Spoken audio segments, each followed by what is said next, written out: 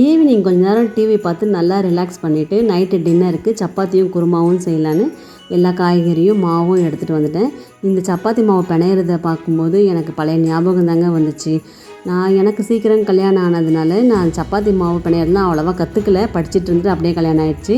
இந்த சப்பாத்திக்கு மாவு பிணையணுன்ட்டு என்கிட்ட அந்த பொறுப்பை கொடுப்பாங்க வீட்டு மருமகிட்ட.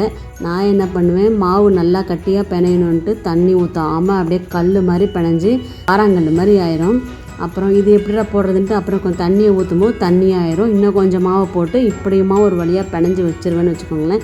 ஆனால் கடைசி சப்பாத்தி நல்லாவே வராது. அது வேறு மாதிரி தான் இருக்கும்.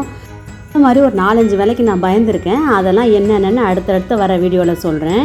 இப்போ இருக்க பசங்க பொண்ணுங்கள்லாம் சூப்பராக படிக்கும்போதே எல்லா வேலையும் செய்கிறாங்க, சமையலில் கலக்குறாங்க.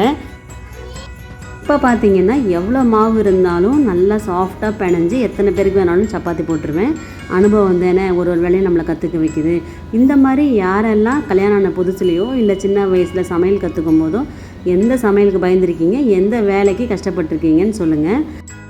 சாஃப்டாக மாவை பிசைஞ்சு வச்சுட்டு குருமாவை தாளித்து விட்டாச்சு. கேரட்டு, உருளைக்கிழங்கு, பீன்ஸு போட்டு குருமா, வெள்ளை குருமா தான் வச்சது. மிளகாத்தூள் போடாமல் சோம்பு, பச்சை மிளகா, தேங்காயெல்லாம் வதக்கிட்டு அரைச்சி ஊற்றி சூப்பராக ஒரு குருமா வச்சாச்சு.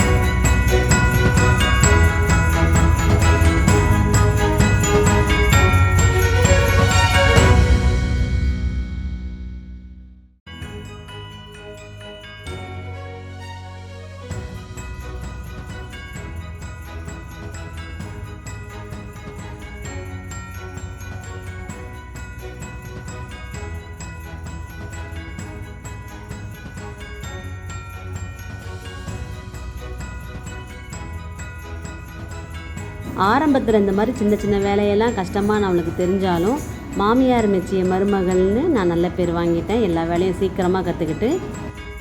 பாய் ஃப்ரெண்ட்ஸ், நெக்ஸ்ட் வீடியோவில் பார்க்கலாம்.